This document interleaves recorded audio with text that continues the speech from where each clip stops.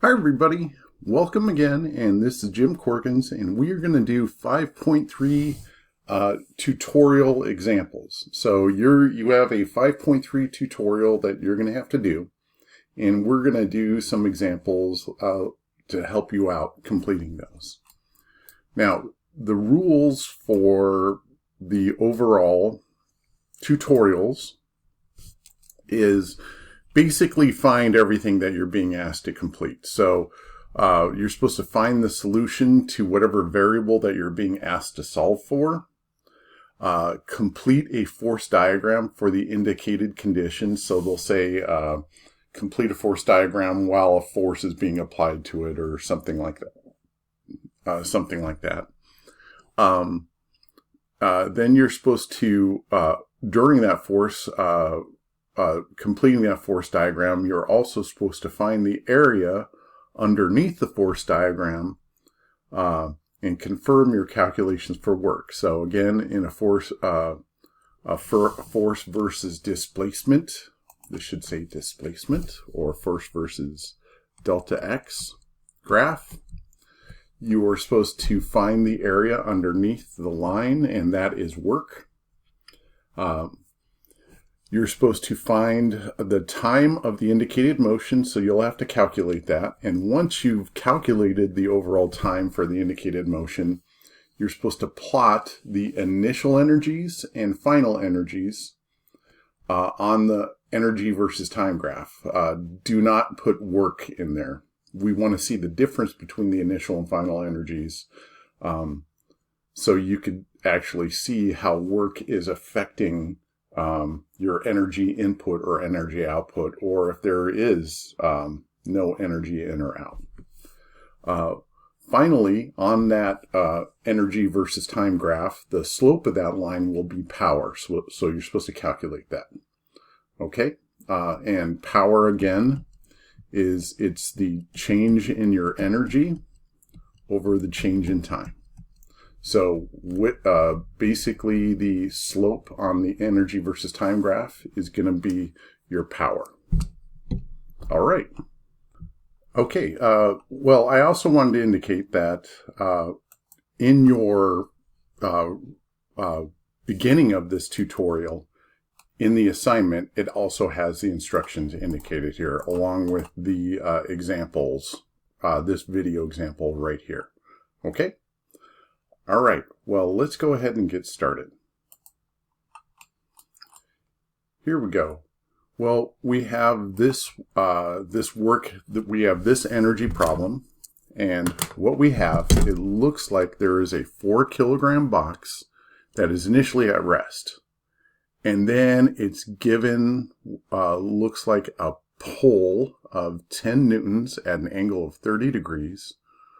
Across a 3-meter frictionless surface. So that pull is happening during the full 3 meters. And at the end of that pull, they're going to let it go, and it's then going to be moving. And they want to know how fast it's going to be moving after the pull. We need to figure out how the time it took to go from 0 to whatever that final velocity is over that 3-meter distance, which is pretty easy to do. We're going to complete a force diagram. We have to plot a force versus displacement graph. And then we have to plot an energy versus time graph, and then figure out the power of that. Okay? So let's get started. Let's go ahead and start off, and we're supposed to do a complete force diagram during the pull. So I always start my energy problems with just a little mini force diagram, okay? And you don't have to really get into the weeds with it, just indicate the actual forces. So in this case,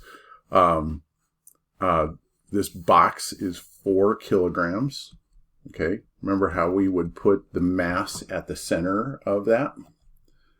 And then we're going to put the mass times gravity down because it has weight, so that's the non-contact force.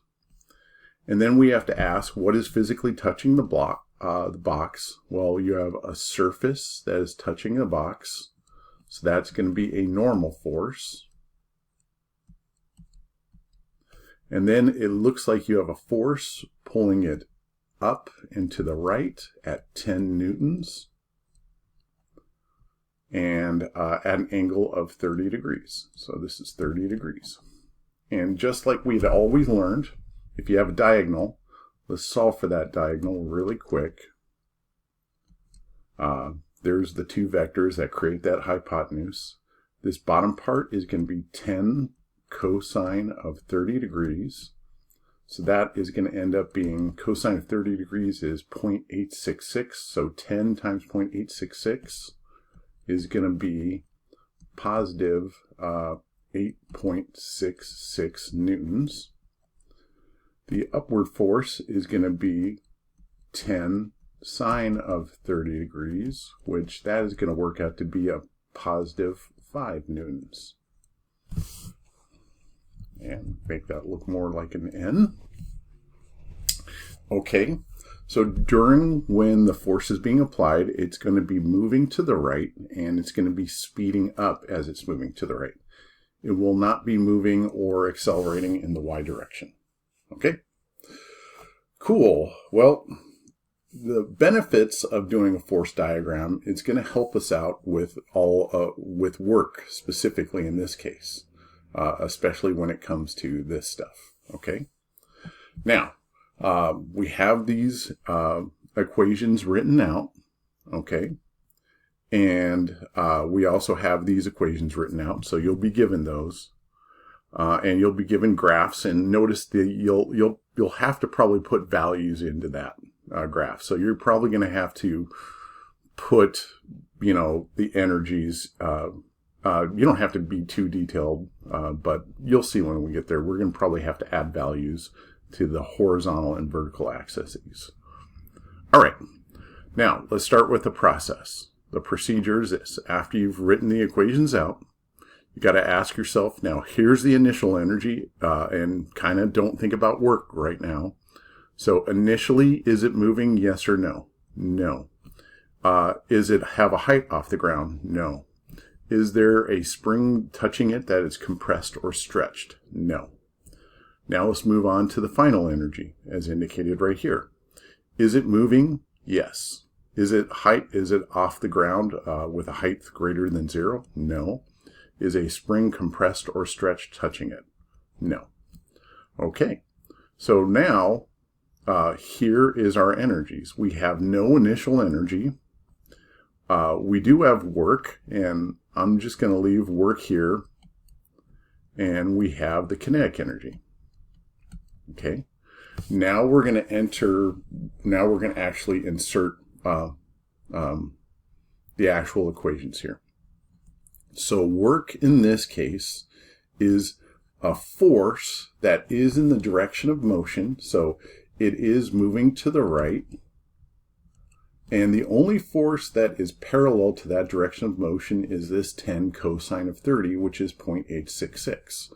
So that is the force cosine of 30 degrees. And it's pointed to the right. Okay? And the displacement vector, which is basically the velocity vector, is also horizontal too. Now we're going to put in 1/2 the mass, v squared, and the f, this little f gets tagged onto the last part.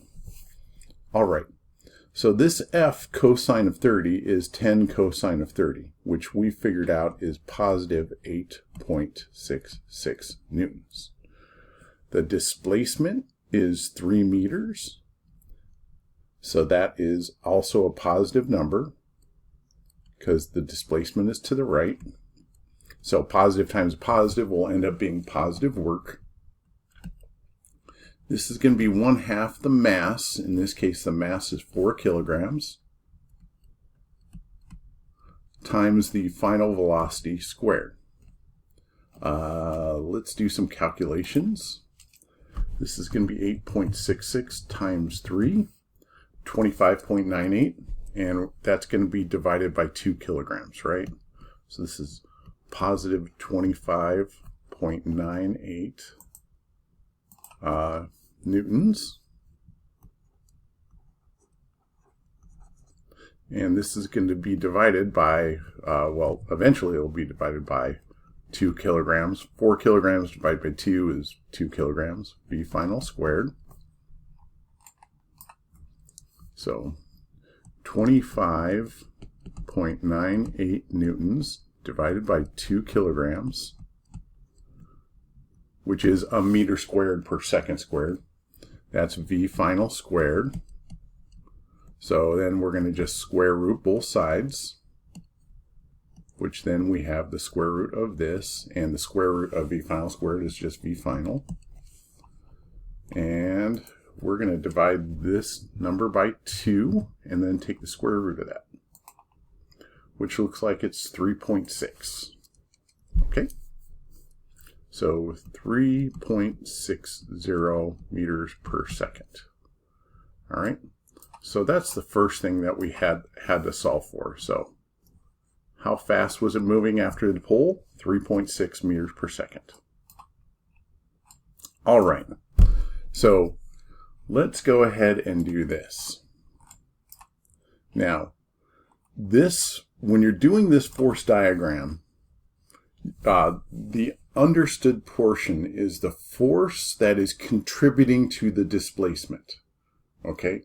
So this force, the only part of the force that is contributing to the displacement is 0.866 newtons. And so we have to number this, and so let's just make it easy. Let's just say this is 0.866 newtons. All right, and it has a displacement of 3 meters. So this force is going to go from 0 to here. Okay. Well, hold on a second. It had a constant force. So this is a constant pull of 0.866 meters, 0.866 newtons across the 3 meters. So the area under here, again, is work.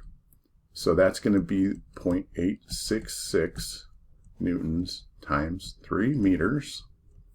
And that is going to be equal to 25.98.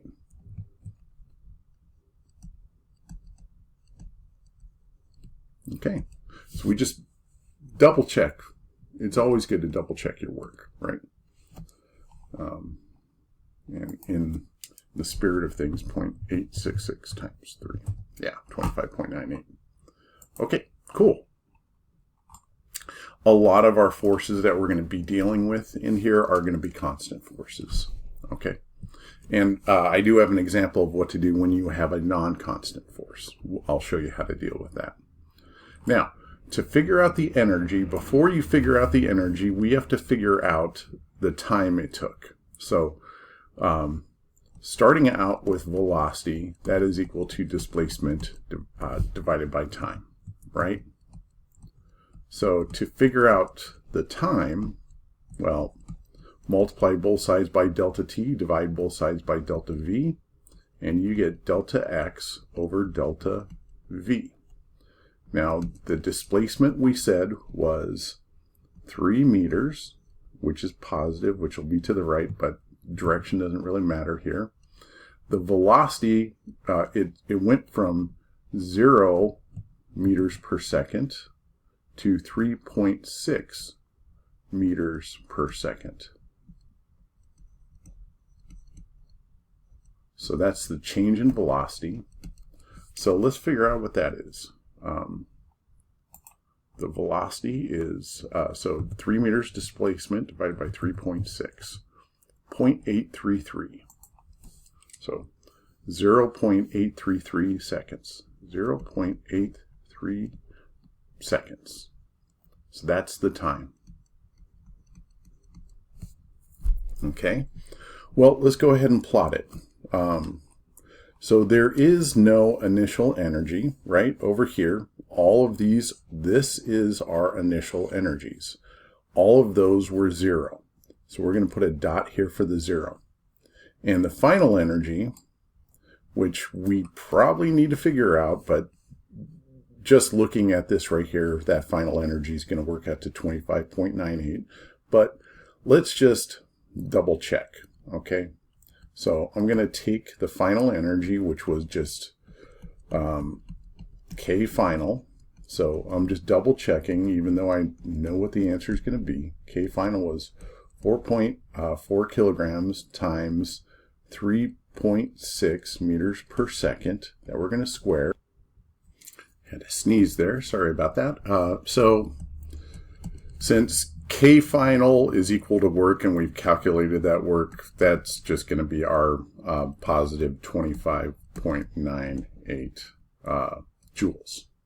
Okay, and I don't know why I put newtons there. That should be joules. Okay, and this should be joules. I'm glad I caught that. Okay, so going back to this, so we know the time, 25 point, we know the energy, so the initial energy is 0, the final energy is, I'm just going to put 25.98 joules right here. Again, you don't have to be super detailed, but if this was negative, I'd expect you to put it below the axis. That is important. And let's just put, this is 0.83 seconds. So what we're going to get is we're going to get a slope to this. This is going to be the change in energy. Okay. And that change in energy is, and so the slope of this line is what we need to calculate. The slope is power, which is going to be positive 25.98 joules divided by 0.83 seconds.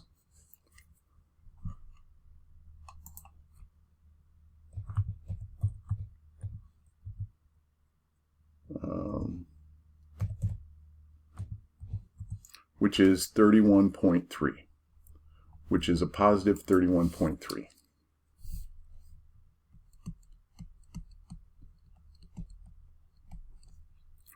And that's watts.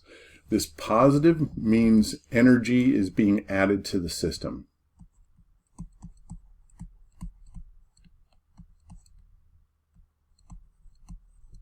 Right? If you were taking energy away or slowing an object down, this slope would be negative, and that would mean you're pulling energy from the system. Okay? And incidentally, this force would be underneath the line right here. Okay? Let's move on. All right. So hopefully this is helpful. All right. Here we go. Let's try another problem. Now, in this problem, it says a 3 kilogram box is being pushed up an inclined plane with a constant force, and it's rough. So it's got a mu sub k with a constant force, mu sub k equals 0.3, and the angle of this is 60 degrees. So I'm going to write 60 degrees right here. And it's moving at a constant velocity as it moves up the height. And it's got a height that says of 8 meters. So this is going to be 8 meters high.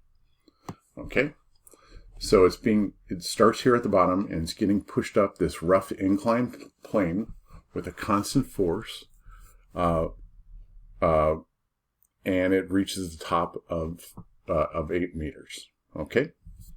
So this problem on the surface, you've got a homework problem similar to this. Seems really pretty easy, but it's actually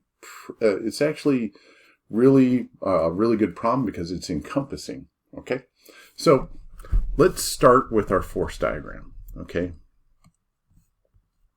So this thing's going to have a mass times gravity down, and that mass times gravity is it's 3 kilograms. So I'm going to put 3 kilograms right here times gravity. 3 times 9.8, so 29.4.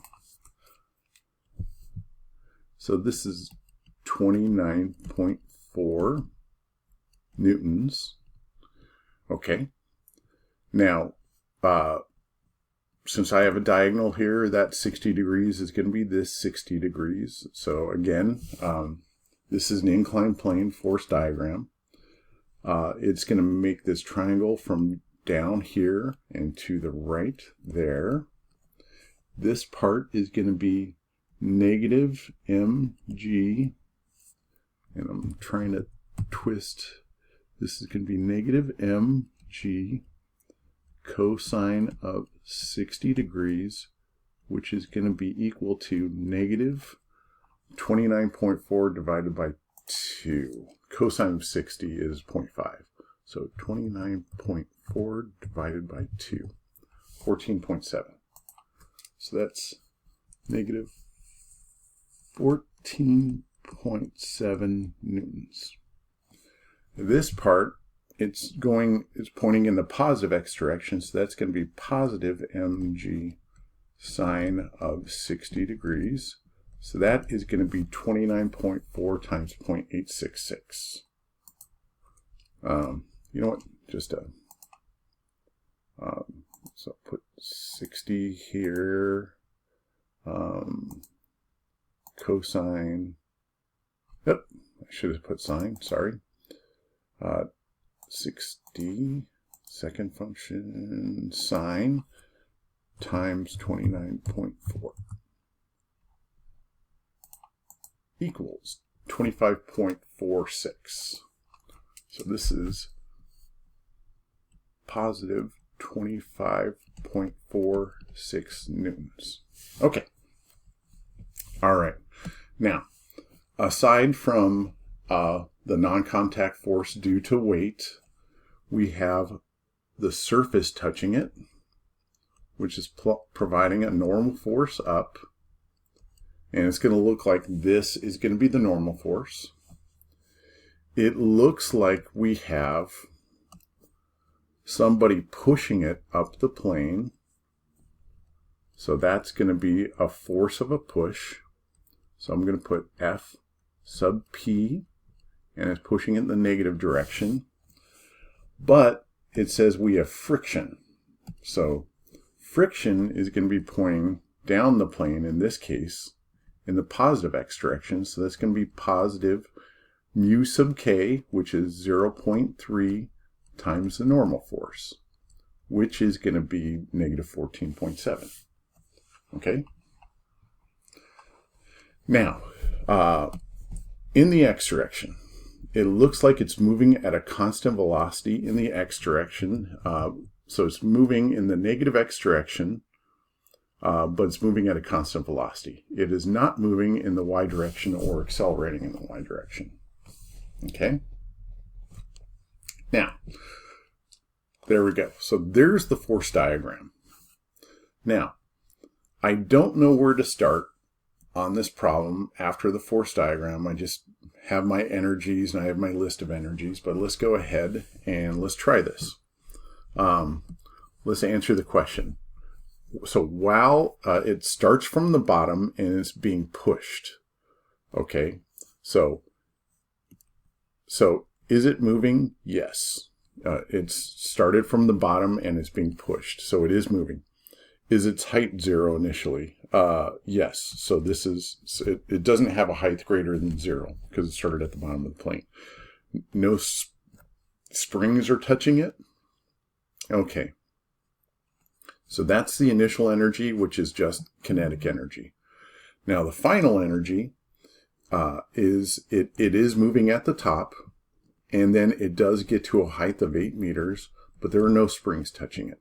And I just want to point out, since it's moving at a constant velocity, this kinetic energy is equal to this kinetic energy. Okay? So it doesn't indicate what its speed is. Okay? But that really doesn't matter right now. But actually, let's give it a speed. Let's say it was moving at, I don't know, 4 meters per second. So, in fact, I'm going to probably write this in here. At a constant velocity of actually let's make it more realistic, 0.5 meters per second. Okay, so I'll add that into the problem, but it doesn't matter. Okay, now it's moving up the plane, so this kinetic energy is going to be this kinetic energy since it has a constant velocity. So essentially, this potential energy is going to be important. Okay. All right. So start out. You have an initial kinetic energy here.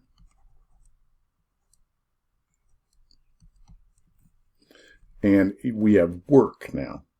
So that force right here is working along the delta x direction. So that's going to be minus. So that's going to be, so I'm going to leave this work positive, but this is going to be a negative force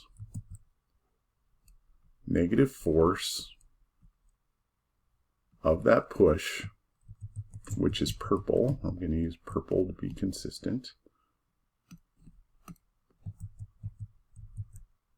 So this is a negative force of a push. Okay. And it's moving in the negative x direction, negative delta x, which is this distance right here. And that is going to be equal to the final kinetic energy, which is mv squared. And I'm actually going to say this, the initial velocity and the final velocity are the same thing. So I'm not going to put an F here or an I here because it's the same velocity, right? Since it's constant. Plus mgh. Okay, so I'm about to run out of room if I start putting in numbers. So I'm going to just write the next couple lines down here. Okay, so this 1/2 mv squared is going to be 1/2 times 3 kilograms times the velocity, which is 0.5 meters per second that we're going to square. That's going to be, see this negative and that negative, that's going to make it positive. This is what we're solving for, f sub p. The problem is we don't have delta x. And that is going to be equal to 1/2 3 kilograms times 0.5 meters per second. I'm going to rewrite that 0.5 meters per second squared plus mgh is 3 kilograms times 9.8 meters per second squared times the height of 8 meters. Got really close to these guys. Okay. Now, I'm just going to do this right here. This is equal to this. So I'm just going to get rid of those two things. Okay. Now, to solve for f sub p, so here's what we're left with. We have f sub p times delta x. And that's going to be equal to 9.8, 3 times 9.8 times 8. So this part over here is going to be 3 times 9.8 times 8, 235.2. So this part right here is just 235.2 joules.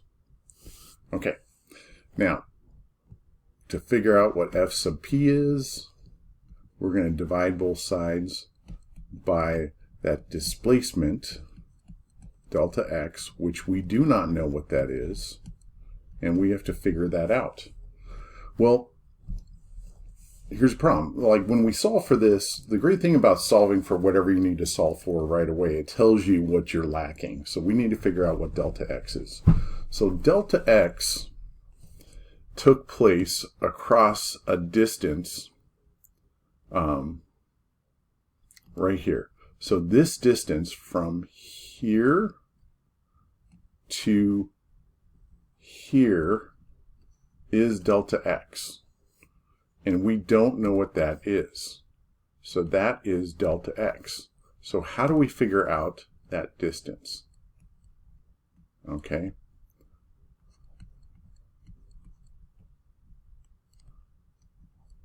Well, we have 8 meters high and we have 60 degrees.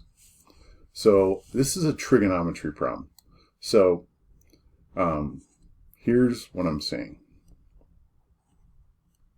We have this as 60 degrees. We have this as 8 meters high. And this is, that hypotenuse is delta x. All right? So when I see opposite over hypotenuse, I think sine of theta. So sine of 60 degrees is going to be equal to 8 meters divided by delta x. And so the delta x and the sine of 60 degrees are going to switch positions, meaning you're going to multiply both sides by delta x, divide both sides by sine of 60 degrees. Here's what I'm saying. Divide the whole thing, multiply the whole thing by delta x over sine of 60 degrees. So I multiply this side by that and multiply this side by that, and you get this. So that's going to be 60 degrees, and we're going to take the sine of that, and we're going to flip it to the bottom and multiply that by 8 meters. 9.24. So this is 9.24. And so this is 9.24 meters. And that is that distance delta x, which is the whole plane. So I'm going to just put that right up here, 9.24 meters. And what we'll have here is 235.2 joules over 9.24 meters. So ultimately, the F sub P, that's going to be equal to, let's figure that out, 235.2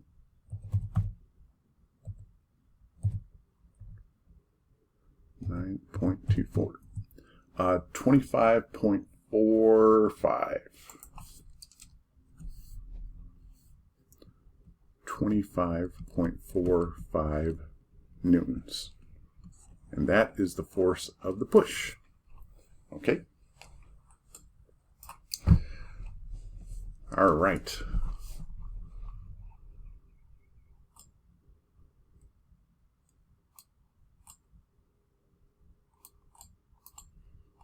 Okay. So what we're going to do is we're going to use the force diagram, the force graph, to figure out total work, which is just F sub P times delta x, right? But let's just make sure. So that force that is 25.45 newtons, I'm going to put that right up here, and I'm going to call, you don't have to go to super detailed, 25.45 newtons in numbering this. You know, just if this is working out,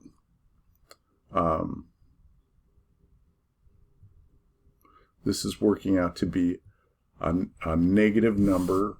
Well, this is what we're going to do here is we're going to plot this 25.45 newtons above the axis. Actually, the problem is this is force versus distance, right? And this works out to be a positive number, so we do have to put it above here. We do have to put it above here. So just put the force there on this case, and it works across a distance of 9.24 meters, and that's the displacement is in the negative direction, but since this is just distance, that number is going to be a positive number, right? Because negative force times a negative displacement is a positive work. Okay, so this area is going to be work, which is 25, which would be negative 25.45 newtons times negative 9.24 meters. So that work is going to work out to be a positive number.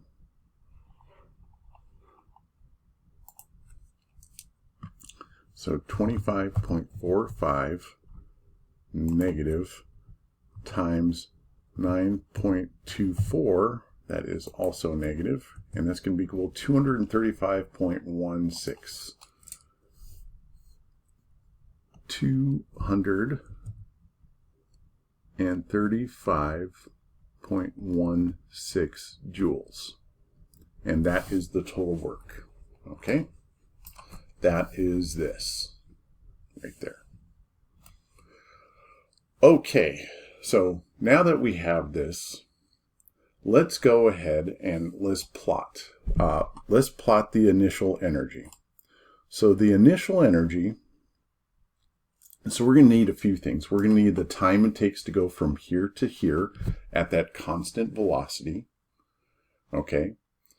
So something's moving at a constant velocity and it's being displaced this distance. Okay. We're going to also need to calculate the initial kinetic energy. We're going to need to calculate the final kinetic energy, which was the initial kinetic energy, but plus this 235.2 joules, right? So here is what I'm saying.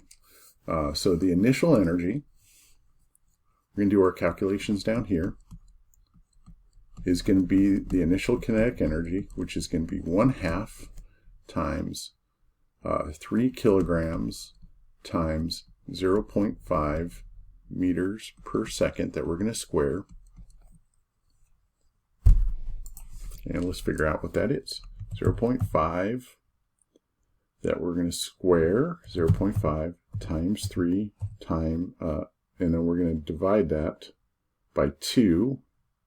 So divide that by 2, 0.375. So really small number.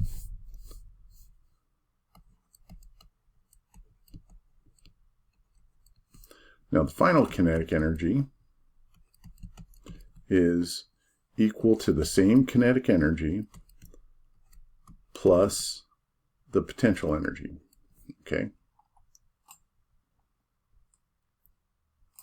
So this is going to work out to be 0.375 joules, which is the final kinetic energy, plus the potential energy, which works out to be 235.2, which is also equal to the work. So let's add those two together. 235.2 plus 0.375. 235.78.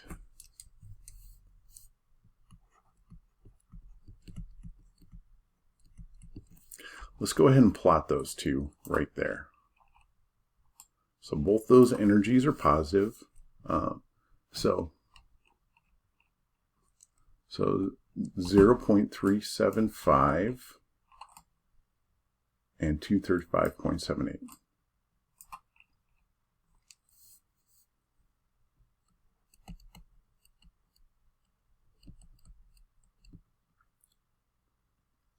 And then 235.78. Obviously this is not to scale, but that doesn't matter. And then to answer this, to figure out this whole area, we need to figure out the time it takes to cross that distance at a constant velocity. Okay, well, again, velocity is equal to displacement over time. In this case, there's no difference in the velocity. So delta t is going to be equal to the displacement over that constant velocity. So this is going to be 9.24 meters divided by 0.5 meters per second.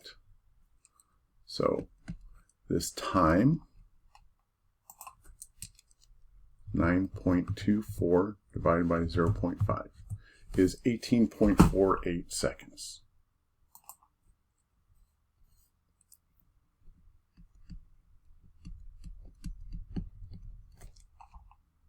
So that's 18.48 seconds.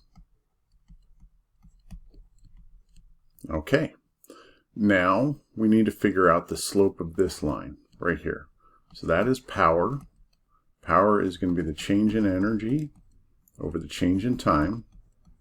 So that is going to be 235.78 joules minus 0.375 joules divided by 18.48 seconds.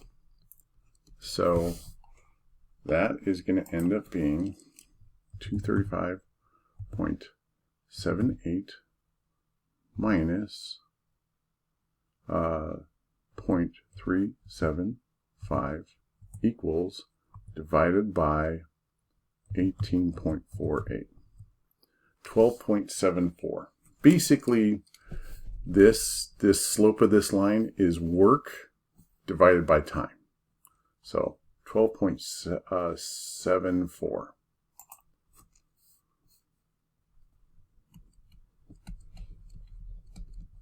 Watts. Okay, so again, this is 235.16 joules, which is work. And so work is your change in energy, by the way. Okay, so you are plotting work divided by time. Okay, so once we had figured out work, I could have just plotted that work divided by here, but I wanted to put the actual numbers for the final energy and the initial energy here. Okay. All right. Let's keep moving along. Oh, there's a repeat of this one, so I'm going to go ahead and get rid of this. We're not doing the same problem twice. So delete that, and let's go over to here. Okay. Another type of problem that you're going to have to do is where you actually just build an equation. You don't really put in numbers for anything, right? Even though it kind of gives you the mass here, you're just supposed to build an equation, okay? And then complete a force versus distance graph, okay? So let's go ahead and do this. Let's go ahead and try this out. I don't know where to start, but let's read the problem. Probably start with reading the problem, Jim. It'd be great. The diagram shows a person throwing a ball of mass 2 kilograms. So he's got a little ball in his hand. He's holding it. That is a really cute little stick figure. Mark is a fun artist. So it's initially not moving. And then it looks like it's chucked in the air, and now it's in the air at a height h, and it is moving with some final velocity. And so we want to figure out what the final velocity as an equation is in terms of m, f, h, g, and delta x. And that should actually just be,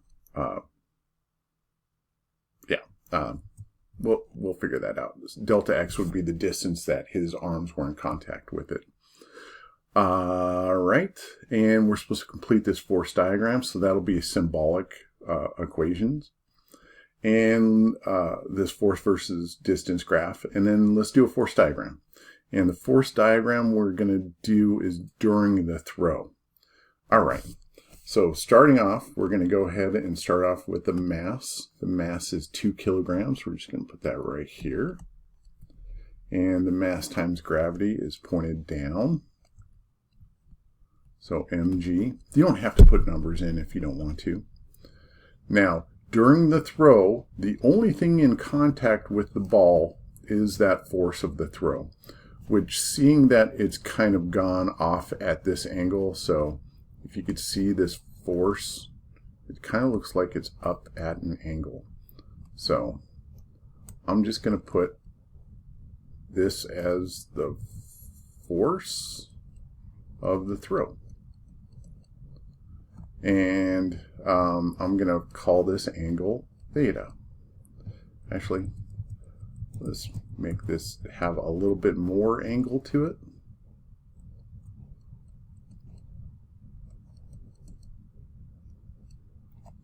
Okay, and this is an angle theta, and that looks like it's making this as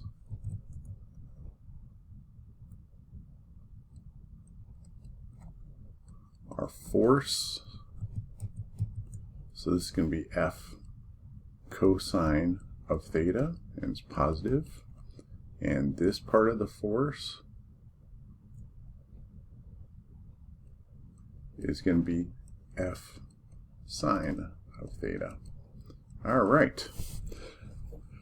Okay, so it looks like we're going to have 2 work functions. That's really interesting because one has to be responsible for moving it up the height here, and then you have another force that's responsible for moving it across a distance delta x.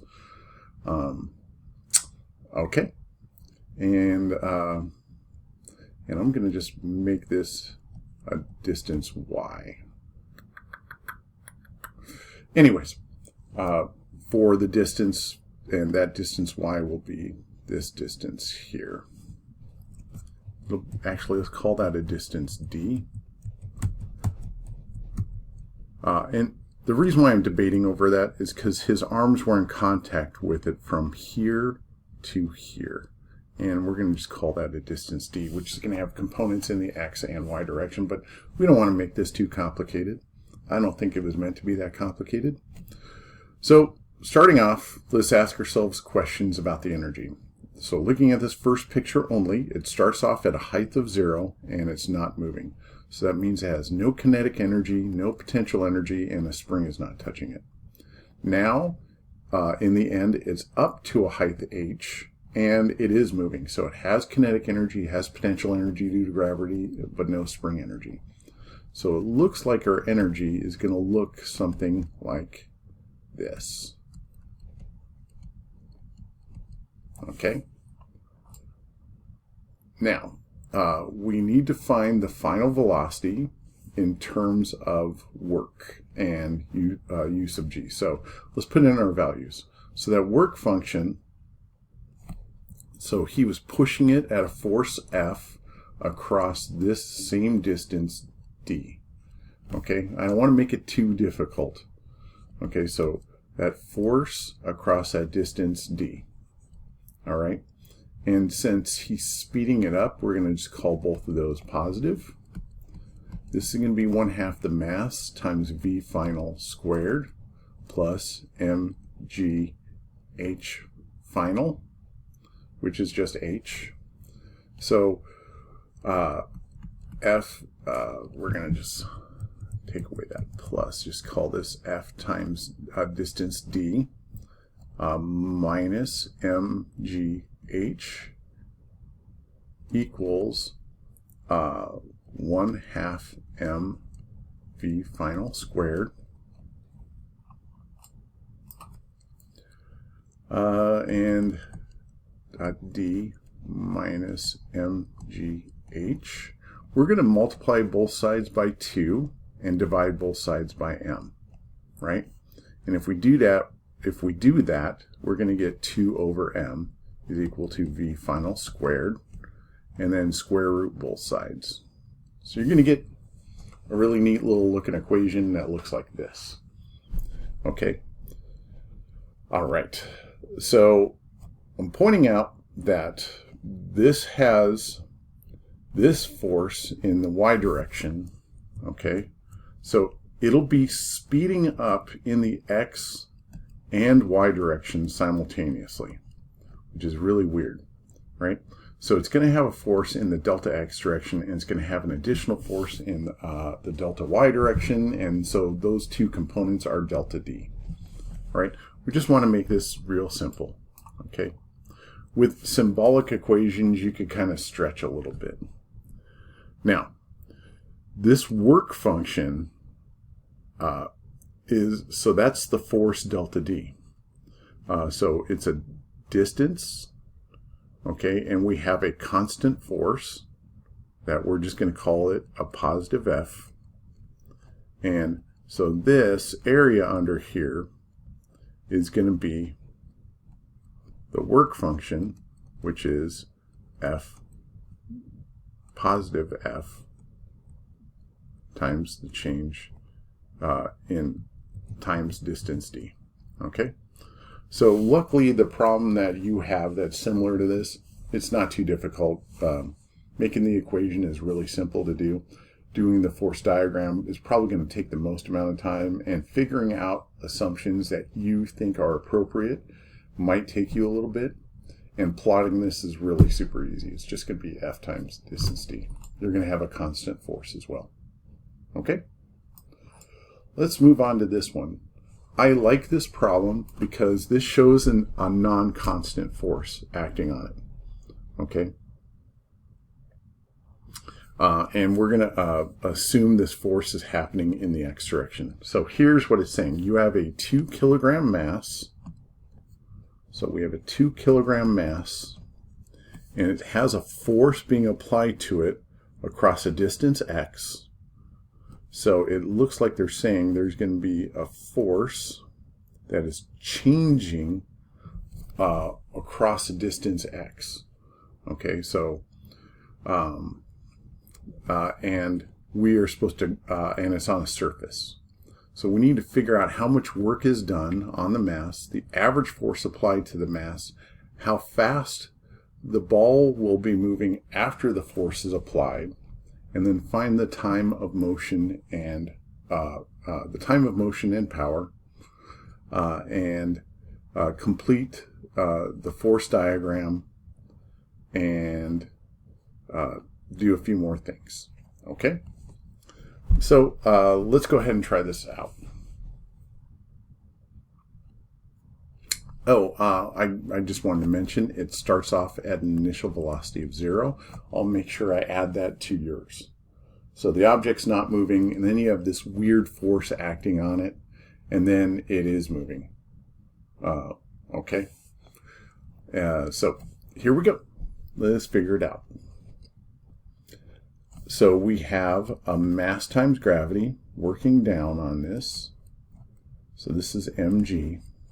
And since it's sitting on a surface, the surface is touching it and holding it up.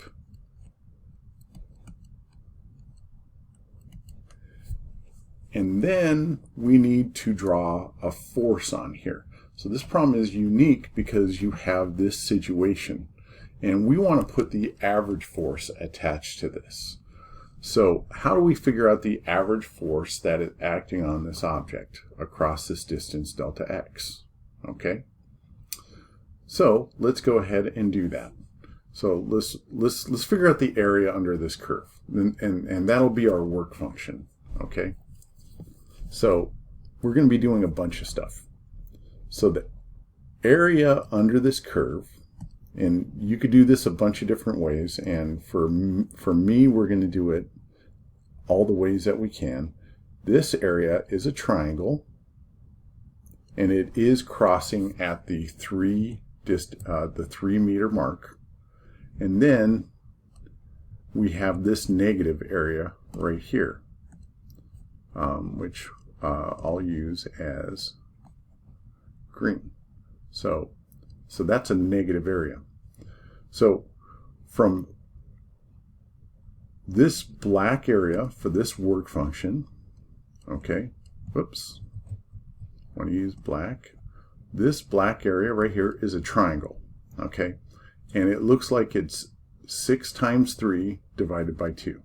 So this work, which is going to be positive because it's above the line, is going to be 6 newtons times 3 meters divided by 2. Okay, so that's going to end up being what? Positive 9, right? So 6 times 3, 18 divided by 2, yeah, positive 9. So this 9 joules. This green area, which is below the line, that is going to be negative 2 times 1 divided by 2. So negative 2 newtons times 1 meter divided by 2. So that's equal to negative 1 joule. So the average of this across the whole thing, so the average area is going to be 8 joules. So the average work, okay, so the average work, so work average is going to be equal to 9, so positive 9 joules minus 1 joule. That is going to be equal to 8 joules. So the average work, and I should use red for that, is 8 joules.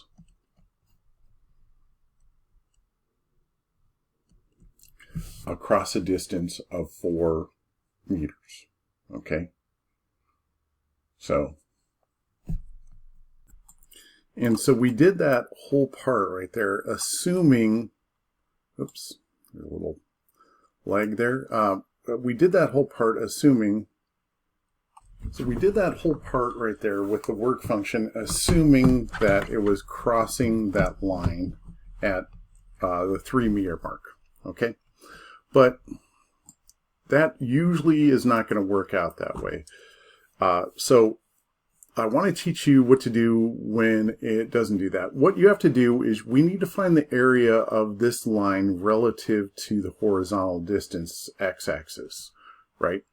And so that means we have to turn this into a function and integrate that across the 4 seconds. So let's just make sure we're going to do that. So we're going to start this off by figuring out what this line is.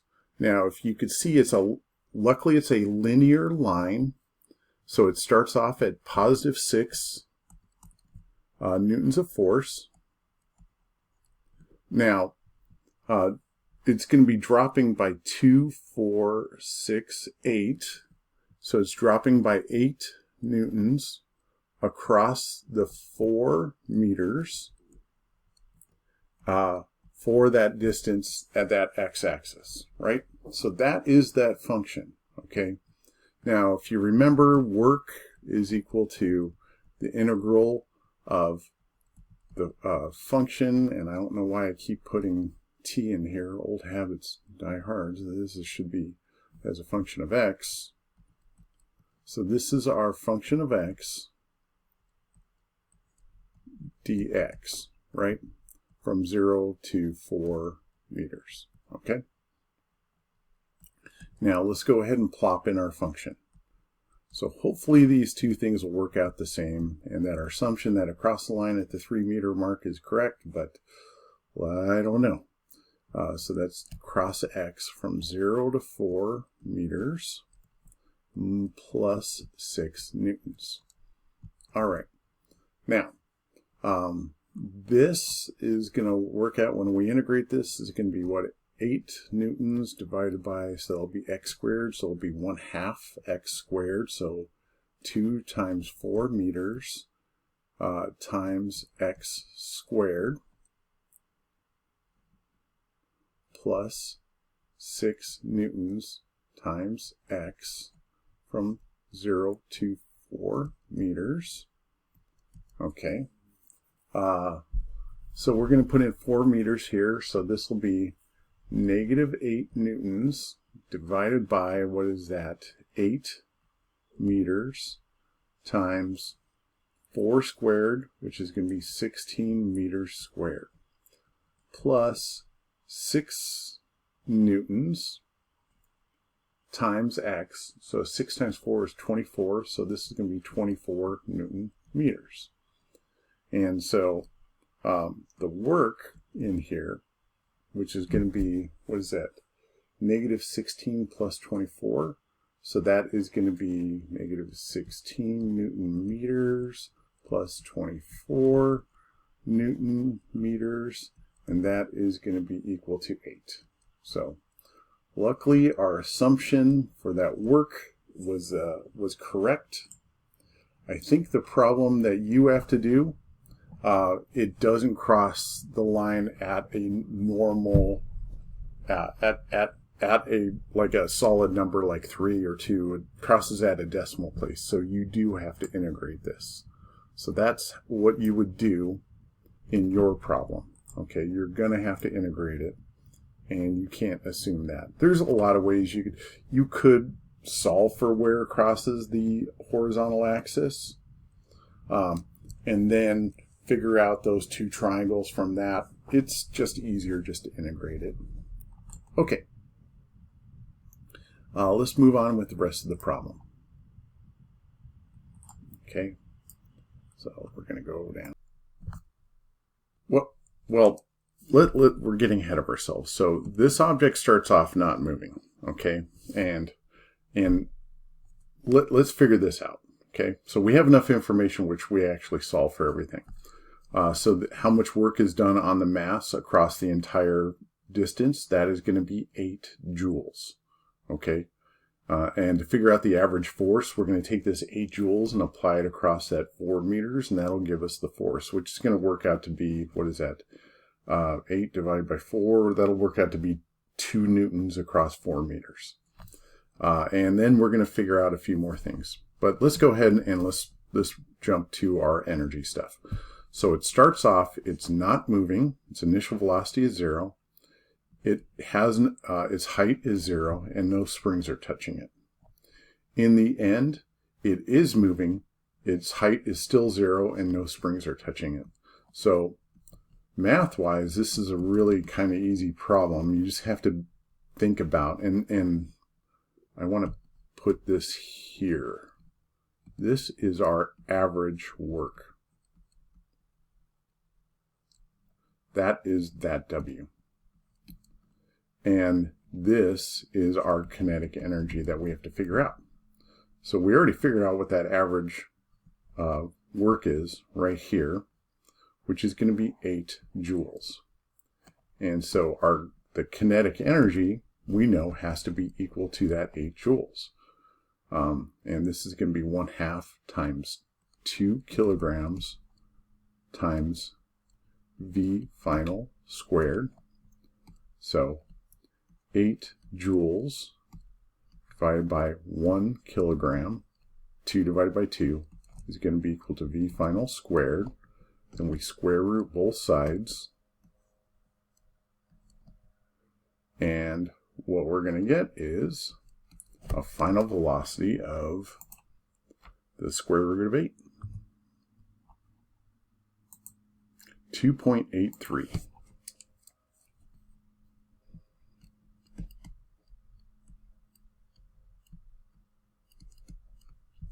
Okay, so here we go. Now, let's do some things here. So we figured out how fast it's moving after the force is applied, right? So we just figured that out. We figured out how much work is done on the mass across the whole thing. That was that average work.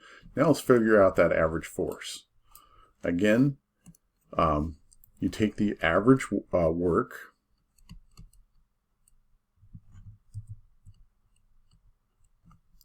and that is going to be equal to the average force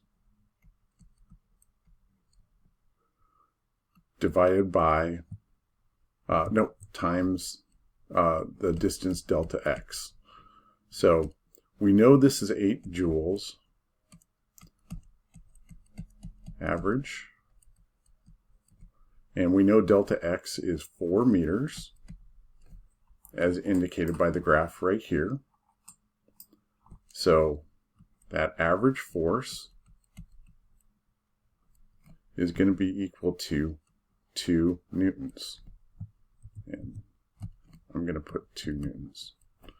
So in other words, if we go ahead and take this, I'm going to take let's take purple. That average force is right here across this whole distance. That is the average force right there. So 2 newtons is the average force. And so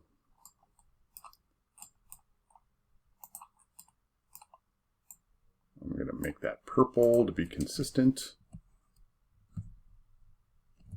2 newtons. And we just figured out the second one. Okay. Now let's figure out the time of motion. Okay. And we've done this a bunch, but again, delta V is equal to delta X over delta T. So delta T is going to be equal to delta X over delta V. And we figure out it got to 2.83 meters per second across a distance of 4 meters. So that delta T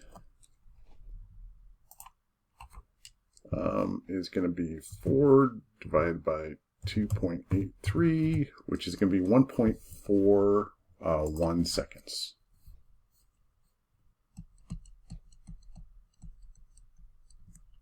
Okay, which we could figure out is what our power is. Okay, so starting off here, the energy, it starts off, the initial energy was nothing. All of those were 0. The final energy we worked out to be is 8 joules. So that is 8 joules, which is what the kinetic energy was equal to, right?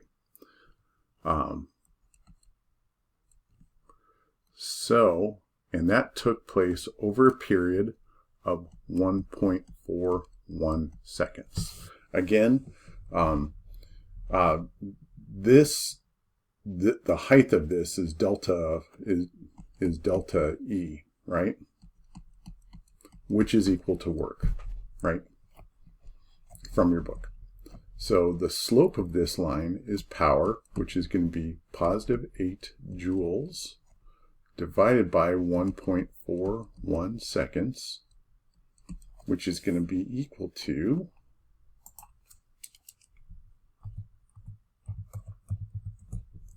5.67 watts. So positive 5.67 watts. All right. The last one, okay? And again, you don't have to watch this whole thing. I'm pretty sure you probably already have it. And I am using these videos as a way to educate you, as well as show you how to approach these problems. So that's kind of the reason why these videos are a little bit longer. They're kind of an offshoot of the lecture, okay?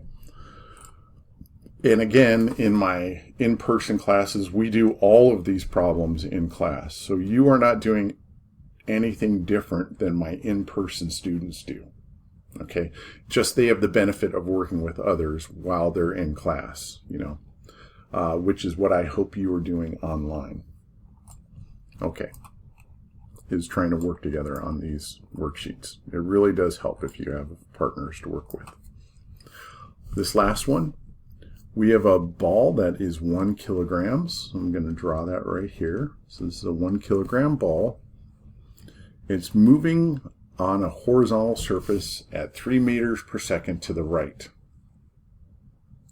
After a period of time, it's moving at 6 meters per second to the left after a force is applied to it over a period of 4 meters. So I'm just going to pre-mark this as 4 meters. So we need to figure out how much work is done on the mass, the average force applied to the mass, and the time of the motion of power. Okay? Oh, you know what? I forgot to mention that this guy would have had an average force. If I go back to this, I'm so sorry. Go back to this. It looks like this average force is going to be positive.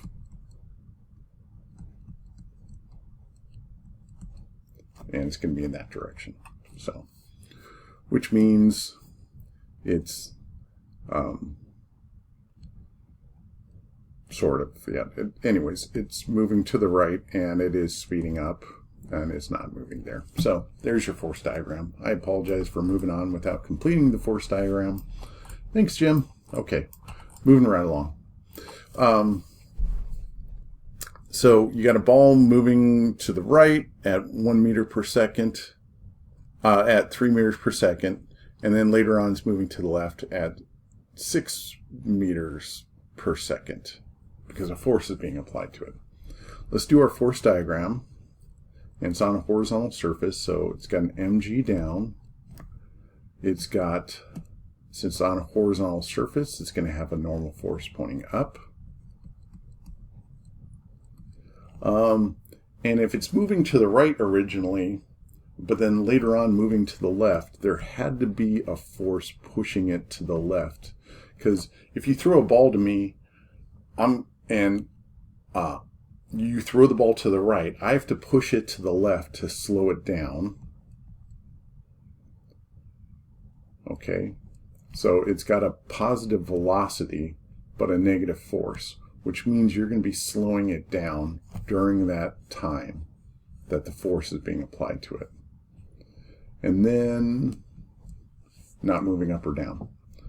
So it looks like we're going to probably have a negative work, which hopefully will result in a negative power function. So we'll find out. Let's see what happens. If it's slowing down, it has to have a negative work. Anyways, so starting off, the ball is moving originally at 3 meters per second. It has, its height isn't changing and no springs are touching it. In the end, it is also moving at a different velocity to the left at 6 meters per second. Its height is still 0 and no springs are touching it. So it looks like we are going to have this as our energy. Okay. Applying this is going to be 1/2 mv initial squared plus work, which is going to be a force, an average force, times a displacement in the x direction, and that's going to be equal to 1/2 mv final squared. And it looks like we need to figure out the average force. So we need to figure out this guy right here. Let's plug some numbers in. 1/2, and we have a mass of 1 kilogram times 3 meters, so times 3 meters per second squared. So this is just going to be 9 joules, plus a force times a displacement of 4 meters.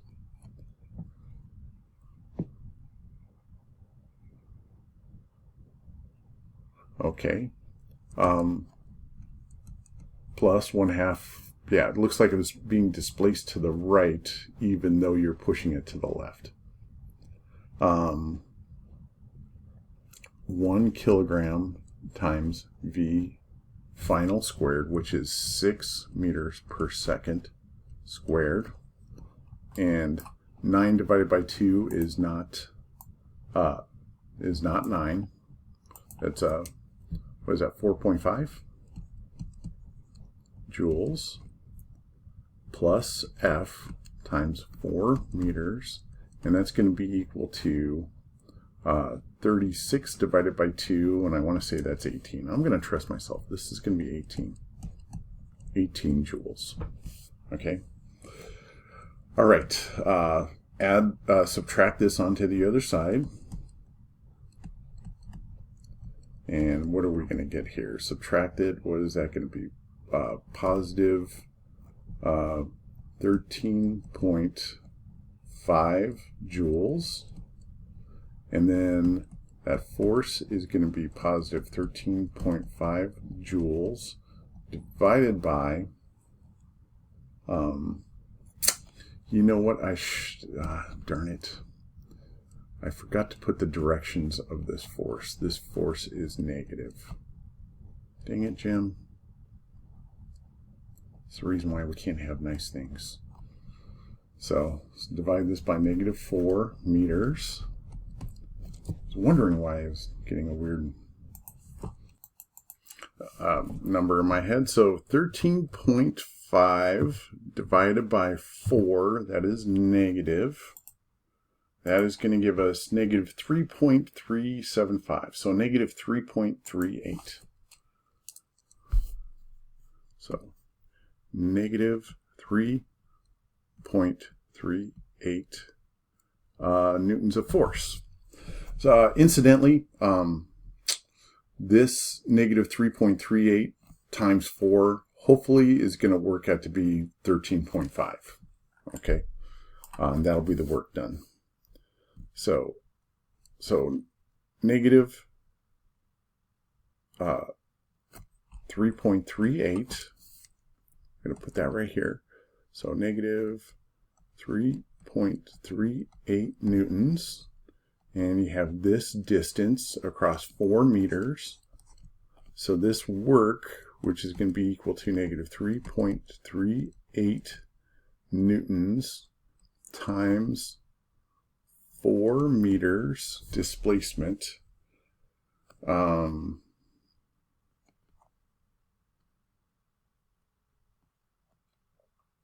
Let's go ahead and figure that out. I'm pretty sure this displacement is going to be negative 4 meters, but I don't know. We'll find out. Let's see what's going on here. 3.38 times 4. So 13.52.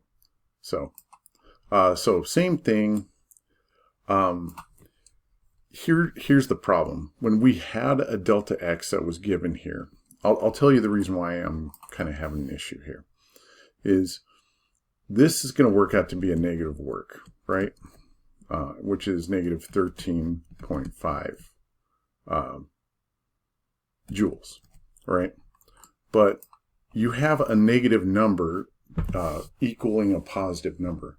What I'm saying is that 4 meters distance should have been a negative 4, okay? Because a negative times negative is equal to a positive. And so had I done that correctly, this should have worked out to be, this is going to work out to be a negative force, right? Because we're going to have a negative over here divided by a negative 4 right here. And so I guess my point is we're finding out the overall force on this thing, right?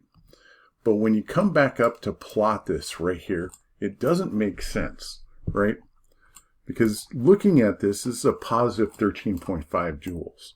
So when I plot this up here, I plotted the negative force, and but then this is distance, not displacement. So that displacement has to be negative, but that's still a distance of 4 meters. And so how you make a negative force become a negative work become a positive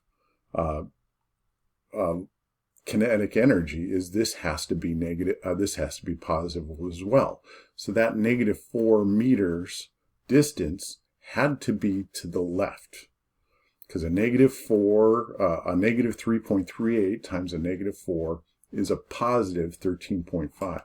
So in other words, here's what I'm saying is this area, which is 3.38 newtons, which technically is a negative number, that's going to be negative 3.38 newtons times a displacement of negative 4 meters, which is going to be a positive 13.5.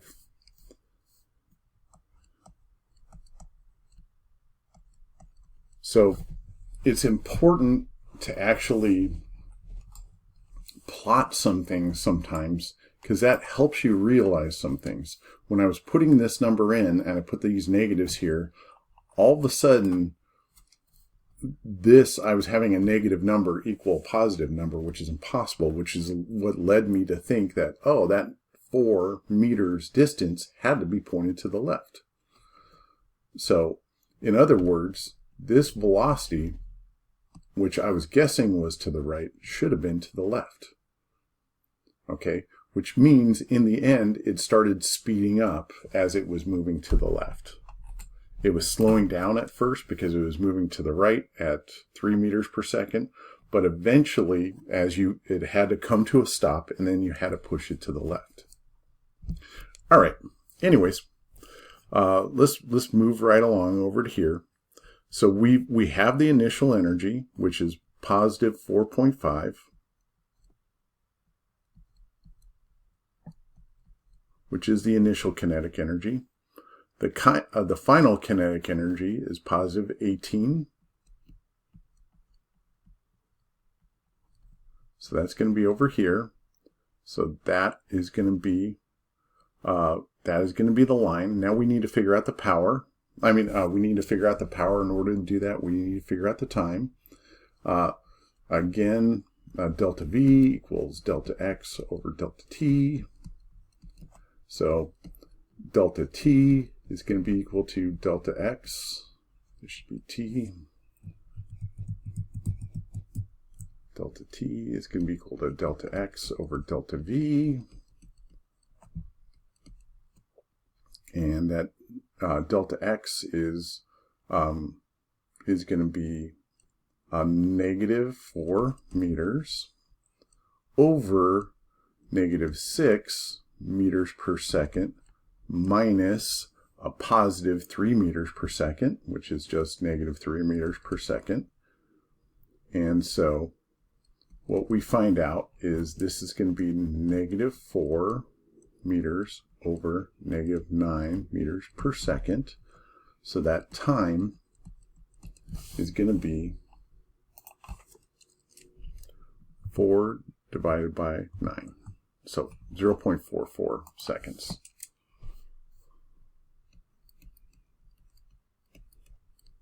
And so if we hadn't corrected that for a negative 4, this would have worked out to be a negative time, which means we would have sent it back in time, and Marty McFly is not around, so that's not happening. Anyways, here we go. So it starts off at 4.5 joules, ends at 18 joules over the period of 0.44 seconds. So the slope of this line, you don't need to subtract this. We already know it. It's 13.5. It's the work. So this power, which is change in E over change in T, is equal to, change in E is the work divided by time. And so that work is positive 13.5 joules over 0.44 seconds. So the power, which is going to be positive in this case, which I didn't bet on. I thought it was going to be negative, is 30.68. Yeah, 30.68. Right? That was 30.68? Yeah, 30.68. Watts. Okay.